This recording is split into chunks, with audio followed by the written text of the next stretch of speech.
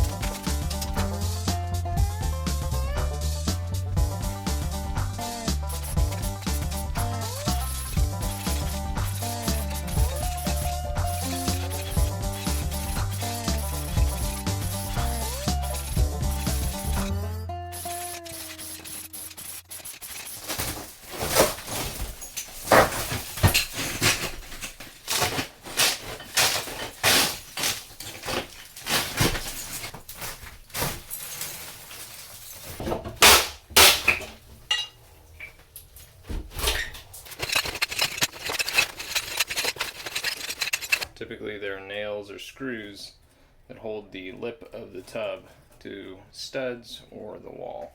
We've got plumbing down here we've got to take care of. There is a little piece of metal that goes across that keeps this drain attached to the tub. This one is gone, so it is free now. But this main drain, you got to use a special key to unscrew this. It just has 4 little prongs on the bottom and it just fits down. A lot of times these drains are really corroded and they don't want to release. So the other option is to cut it. I mean, if you're gonna trash the tub anyways, then it won't matter. So you can cut this flange off and pull the tub out.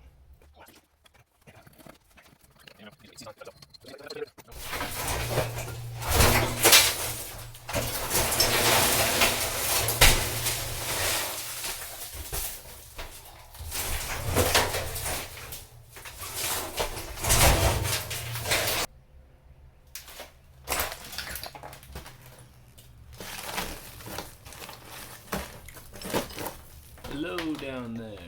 Some squirrels, maybe some rats in here.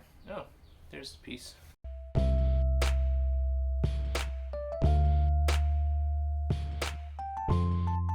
That is what goes right there. So the floor is totally rotted. When you are doing your tub installation, you got to make sure that you are protecting your corners. Those are always what rot out. A lot of times these little guys are pretty corroded. So if you tap it, now you run the risk of splitting the bottom flange here, but again, like I said, this is a toilet we don't care about. So a lot of times you can either crack the bottom to remove this, or they'll just snap off like that.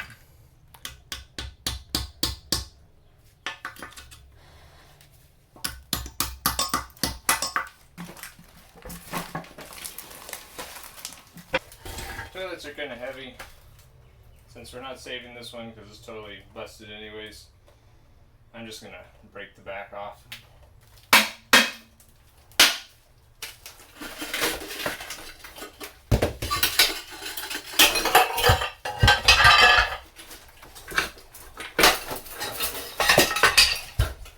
Lighter weight. Yeah, this doesn't even. If it wasn't for this plastic, all this floor would have been completely gone. I mean, it's not even doing anything.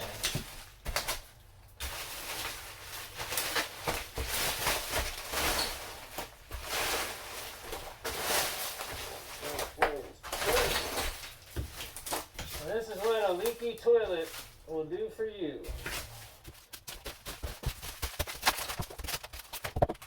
And this is what I was worried about, but the joist actually looks pretty good. Mechanical flashing always does way better than any caulking possibly can. So even some plastic can save lives. So pretty much everything that was above the plastic had turned to dust, whereas whatever was protected by the plastic was still in decent shape. This floor had 1/4-inch underlayment on top of 1/2-inch plywood, on top of 3/4-inch plywood, on top of 3/4-inch plywood.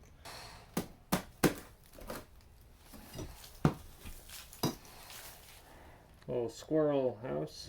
So this is what I was concerned about. There shouldn't be a 4-inch gap between your exterior wall and your interior wall. That ain't good. Basically, this is all fallen, this is all fallen. It's all separated, everything's, yeah, it's just bad. And this really isn't resting on this. We got a mess to fix.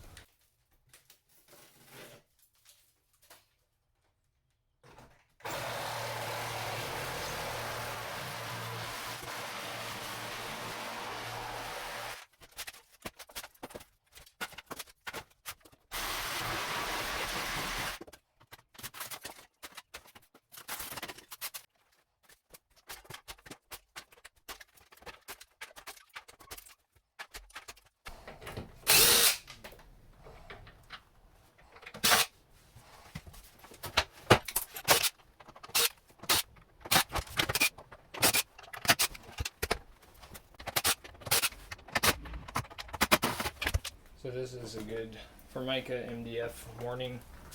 MDF got water up inside of it because it was being used as a backsplash. Definite no-no. Can't handle any kind of water whatsoever.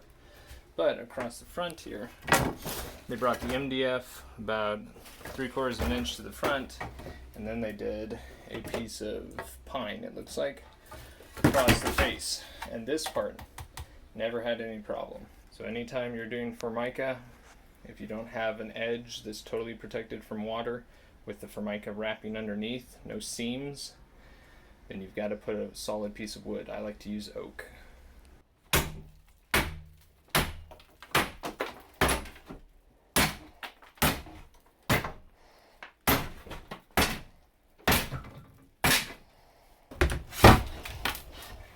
Alright, so this is for all those people that say that rodents chew on pecks.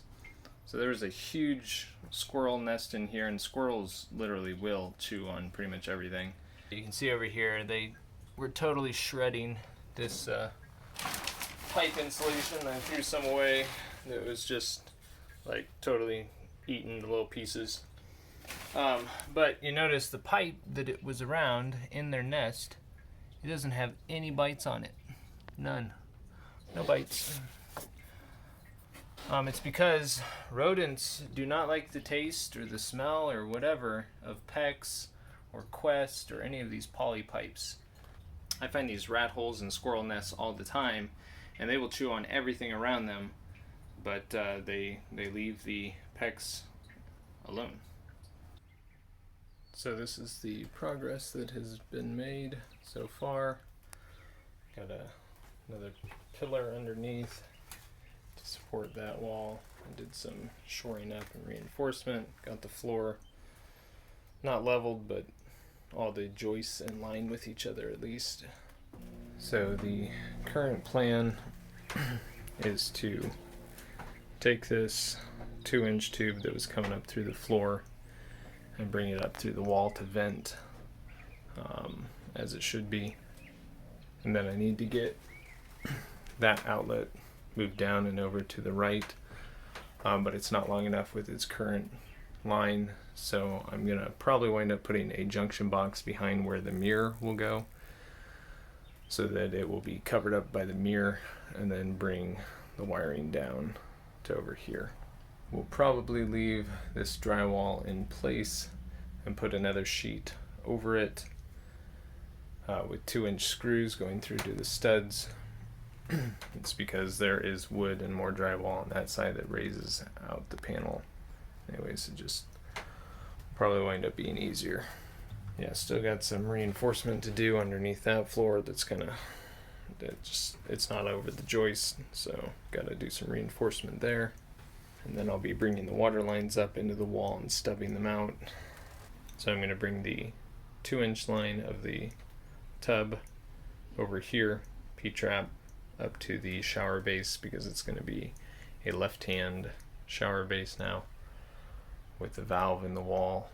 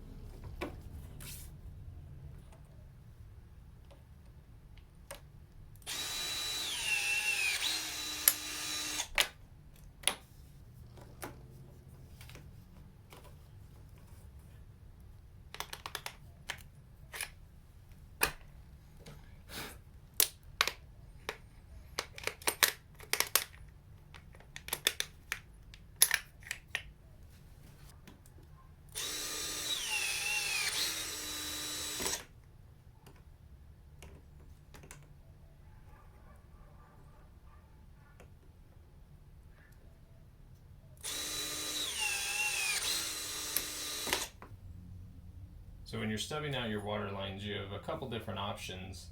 You can use a block of wood and strap it to the wood, or you can buy a bracket that is made for whatever water line you're using, which this specific bracket is made for copper, CPVC, or PEX. So anyways, all you do is you figure out which holes you're going to be going into. So I'll be lining up with the second and the first hole on this side. And once you know that, then you just take your bracket here, or the locking part of the system, and you stick it in, and these just click into place. They're different types, but these you just push until they click.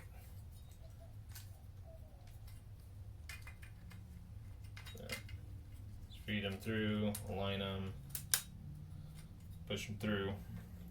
Then you just put your pipe in.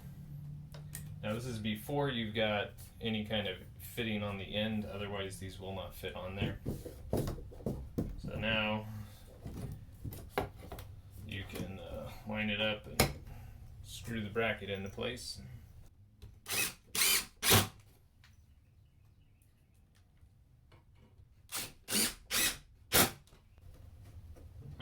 Tightening it down. So from behind you just tighten these rings. So it provides a pretty good backing. It's not going to slide once you have it tightened down. So now you can put on your caps. Good to go.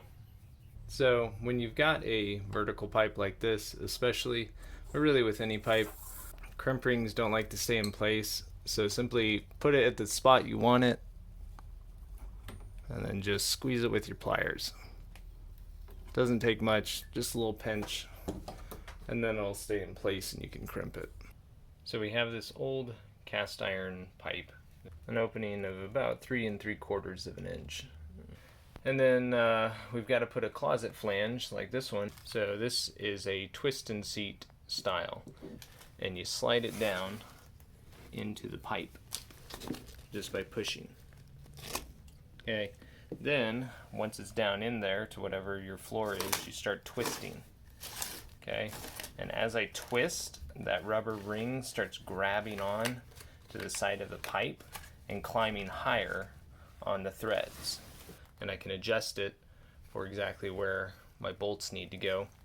But this is a good way to seal out the gases and to get a nice tight seat on the drain pipe. Now, where this would not work is if you have just a lead boot coming up and there's nothing supporting the lead. I did have to grind down this side a little bit because it bulged out. Make sure when you're grinding on lead that you're wearing a respirator. It was a 24-inch door, which getting into a bathroom with a 24-inch door, if they ever needed to, say with a walker or wheelchair, would be very difficult. So an ADA compliant door is 36 inches. I think I've decided on the floor I'm going to be running 2x4s lengthways across the floor to lift it up, because if I just did 2 layers of 3/4 inch, we would still be an inch shorter than the current floor, and I don't want a trip hazard right there. So if I lay some 2x4s, 2x material down, get it up 1.5 inches, and then put the 3/4 inch OSB on top of that, then shouldn't have any issues. Be a 1/4 inch difference in the floor, but 1/4 inch is way better than 1 inch. What I'm going to be doing is I'm going to be sliding the first piece of OSB into place, because as of right now, I mean, you can just see this wall is headed this way, this wall is headed that way. It's not a 90-degree angle at that corner, and I need to kind of rebuild that wall back there and also build this wall back here. Then I'll place a shower base in place and mark exactly where the drain location is going to be, and then I will come over here and I will crawl underneath and I will align the P-trap with that drain opening. Gotta do things kind of in reverse because this is just a little bit of a messed up area. Got it about where I want it. Put a stud here, put cross bracing across here, 3/4 inch material, studs all the way across here, all the way up to the ceiling. 6 2x4s later. I'm going to be putting some blocking over here for the tub to clip onto. If you were putting a shower door or something like that, then you might consider putting some studs right there in line with this base so you can just screw directly into it instead of having to use toggle bolts. So the idea of the framing here is that I've got this wall that I've built on the inside to bring it to the correct depth, 60 inches, because the wall was 63.5. So by putting down a 2x4, bringing the wall in, and now I'm on my own foundation from the outside wall. So the outside wall is what was falling apart, and it's going. So to solve that problem, I have my own foundation in here, so all this OSB is on its own foundation, separate from that corner exterior wall. I even put in more blocking underneath there. And so this is basically floating apart from that, and it's not going to be connected to that exterior wall. Because that exterior wall had fallen away from everything else by about 4 inches, there was nothing I could do to fix it and bring it back. The roof was still supported on both sides of the wall. It was just in that one corner where it had separated and caved in because of the rotten beam underneath. So by providing foundation all around, that corner is fully supported. It's just not connected to the exterior siding. So someday when the siding gets replaced, then that can be dealt with. It's just not possible to fix it at the present moment. So that is where we are at right now, and that's what I've got to do next.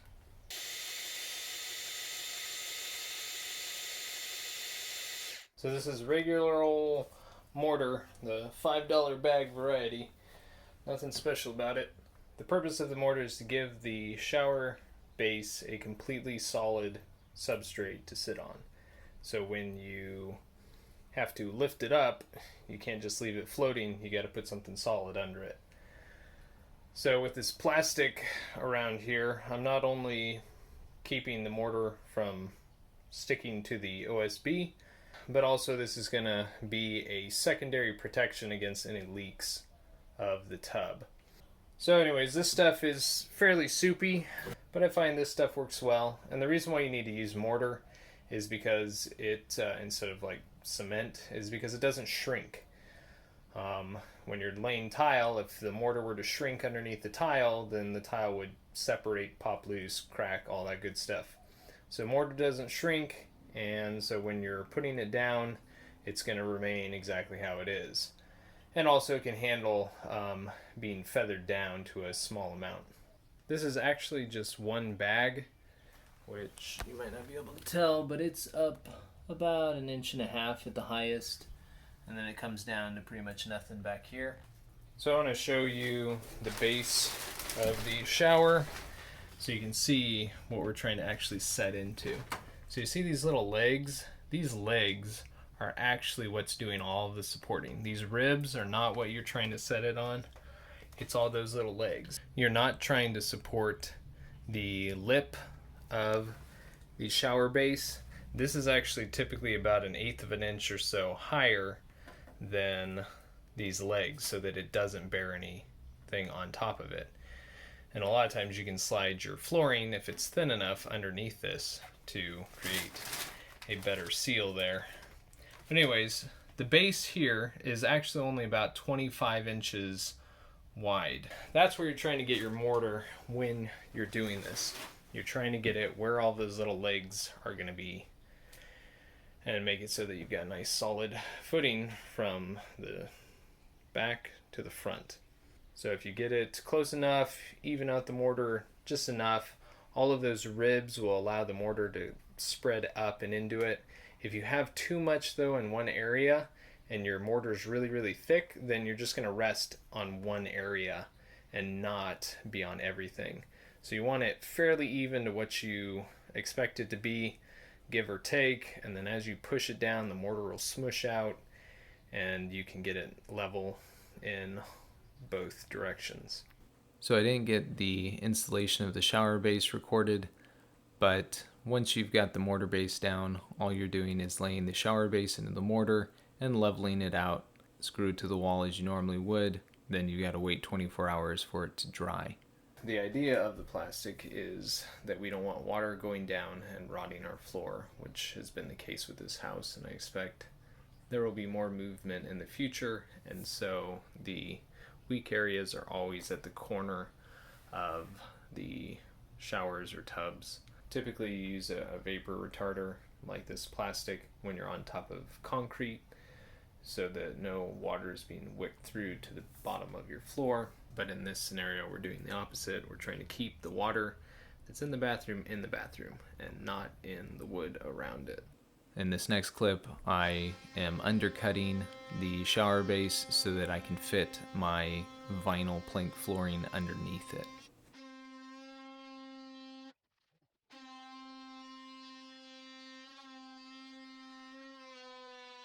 I like to have these floating floors be able to go underneath whatever it is. So I need to cut that a little bit more.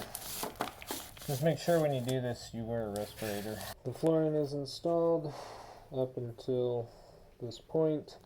I have it taped off so I can sweep and not worry about debris getting underneath it. Then I'll drywall, texture, and paint right on top of this plastic, and then I'll just pull it away. A nice clean floor. The electrical boxes are in the right spot. So, yep, good to go. Third hand's coming in handy. So, this sheet is 106 inches long, and so what I would normally do is I'd put a furring strip or a 2x4 up there to catch one edge, but there was already a ledge built in up there, so anyways, and then you can maneuver it how you want, get it right.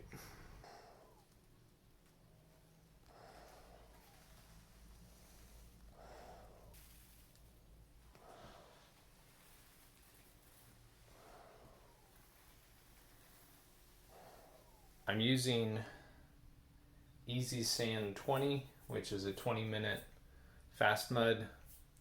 This stuff will set up really quickly, and I know a lot of people are maybe nervous to use it if they don't do drywall very often. So I'm just going to go over what I do to help speed up my process and to just use it so it's not a big deal. So this is an easy way to mix up this compound. Fill up one of these to about the 16-ounce mark, and I drop it into my pan, and then take one of these normal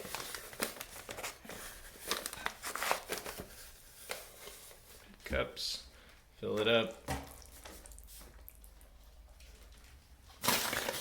and then depending on how wet I want it, I can adjust. So if I'm taping, I can add a little bit more water to get a little more wet. But then I just take one of these paint mixers and just start it off nice and slow.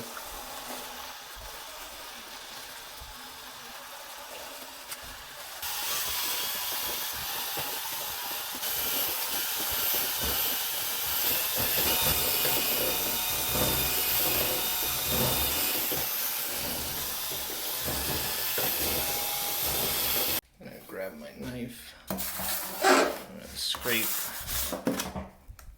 the outside in.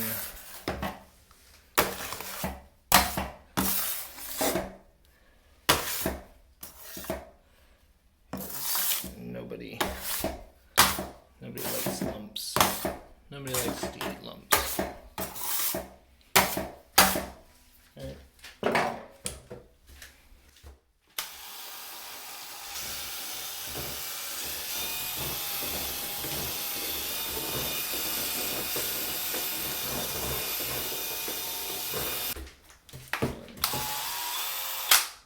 Just like that.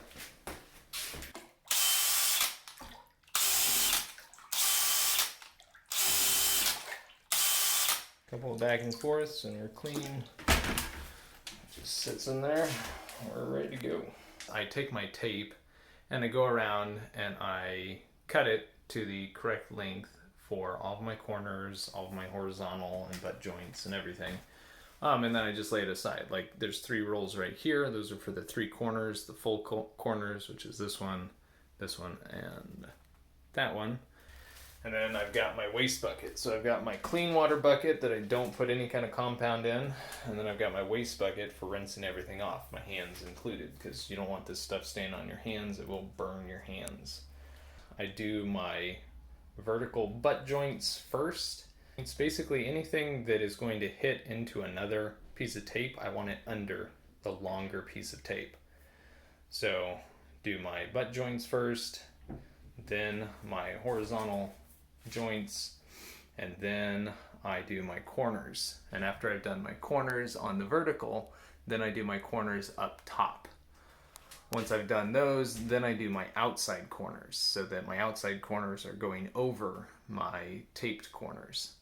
Same for windows. Here in the shower enclosure, the reason why the tape is only coming down so far, I've got it marked up there. FRP panels, they do not like going over drywall compound. If your compound is less than 3 inches wide, so if you've got a swath of it that's less than 3 inches, then it's okay. But otherwise they want you to paint it with a 50-50 mix of water and paint. So anyways, it doesn't make any sense to tape any of these joints because it's not going to do any good, and it will just prevent the adhesion of the FRP panel adhesive. Also, you can't use green board with FRP panel adhesive unless you use a special brand or unless you use some primer on it. So green board, in my opinion, is totally useless. It's the paint on top that protects the drywall from mold. So if you're not using a high quality paint, then maybe green board might be useful. But if you actually get green board wet, just like with regular drywall, it's going to crumble apart and fall to pieces. And it won't matter if on the front of it, whether it has a little mold or not. But I've seen mold on the green stuff anyways. Mold will grow where mold wants to grow. Maybe the green stuff helps to prevent mold for longer, but it still falls apart the same as any other drywall, and it still gets mold eventually. Proper flashing, proper installation technique is way more important than relying on a product that should never get wet to begin with. Another thing that I did in here was I tried to limit my butt joints. The only butt joints that I'm having to tape is that right there and that right there. Everything else is a tapered edge to tapered edge, factory finish to factory finish, unless it's in a corner. Because if you just use a bunch of extra pieces and you just kind of cobble it all together and butt joint, if you're not used to doing this, or you don't do it very often, then those butt joints you will find will be the part where you struggle, or you just have really large bumps on your wall. That does create more waste as far as the drywall panels afterwards. But in this little bathroom, I think I wound up using one extra sheet. Another tip is, if you do have a 9-foot wall and you do need to do this kind of joint, sometimes, not always, but sometimes it's better to put your joint in the middle and just have whatever that is. So you drop your piece down, put your piece all the way up, and whatever that gap is, you just fill it, and then you do one joint all the way across there. Just looking around, you can't really tell what needs to be sanded or what might need to be fixed. So I use this little upright light to look at the wall surface closely. So you can see there, looking at it like this, can't see a thing. As soon as you put it up against, the shadows of any irregularity will show. I come back with my light and I sand whatever is not perfect, because even the best drywaller will look at their wall and go, oh yeah, it looks great, and they'll move on. But once they've painted, then you're gonna see all of the irregularities. So if you have a light like this, or actually it could be any light, just put it sideways on the wall, walk around with it, and touch up everywhere that needs to be touched up. So the installation of the FRP panels, when you're measuring so that you get a nice tight fit against the base of the tub or that you shower, whatever it is you're doing, you need to establish horizontal and vertical level lines.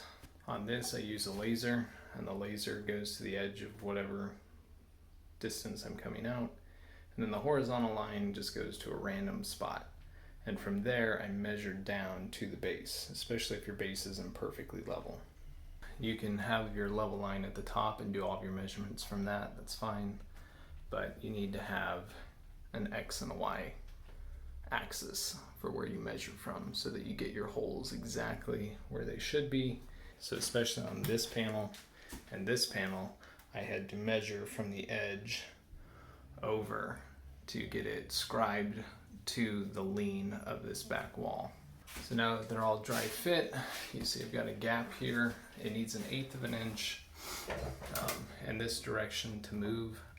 So these will be glued how they are. There'll be an end cap here, a middle divider here, and an end cap there. I'm going to put an L channel behind both of these corners and then silicone it in place. So this is the L channel, and you can see I've got it about 1/2 inch above the base of the tub, and then the panels are glued on top, and then there will be a bead of silicone in the corner. So the FRP panels are in place, and I am using my third hands to put some bracing up against the panels while they dry. I don't really think they need it, but better to be safe than sorry. But yeah, so there's an L channel back here with silicone, and then this kind of H channel has silicone in it, and then that one back there as well. So I think that everything should be pretty waterproofed. Here at the corners down here, before I install the panel, I put a bead of silicone that goes all the way up to about right here, and it will kick the water out away from back there. And then I'm not going to be putting any silicone back here, because that that just winds up holding water back in that area, and it gets moldy, hard to clean. So I am not going to put silicone in the base because the water will run down and it'll come out. That's all we needed to do. So I've painted it all with one coat of PVA primer, and then I've put down the trim, and I'm going to come back and put on the top coats. So I had the door installed beforehand. I just had plastic over it so as not to get the PVA primer on it. And then after I sprayed that one coat, I installed the trim while I've been waiting for it to dry. And so that's all caulked and ready to be painted.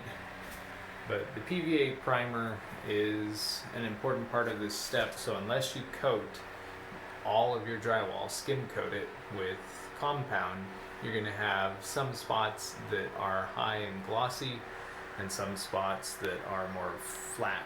So the PVA primer helps to even all of that out. It can also help to fill in gaps and little specks and spots. So PVA primer really does help make the top coat go on a whole lot better. It's looking good, nice stark white walls, and everything is just going to be painted a satin white. So it's going to be white, white, white in here.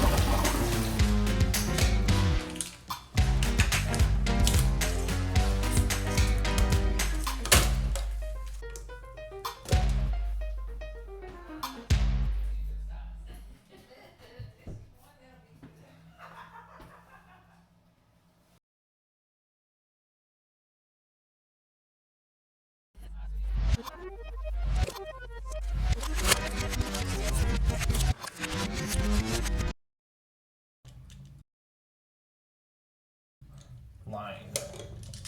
Line gets power in.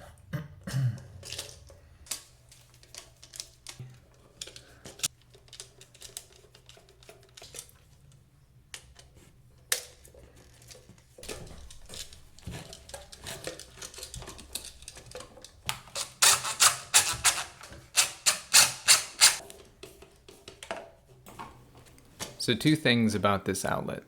The first being that it has no equipment ground and will be labeled as such. That means that the ground wire inside, even though it's connected to the grounding screw, is not connected to the panel. The second thing is that the outlet is upside down, or what most people consider upside down. And that is, it has the grounding prong facing upwards. What that does is it protects anything that may fall between the plug and the plate so that it will contact with the grounding prong and not with the hot or the neutral.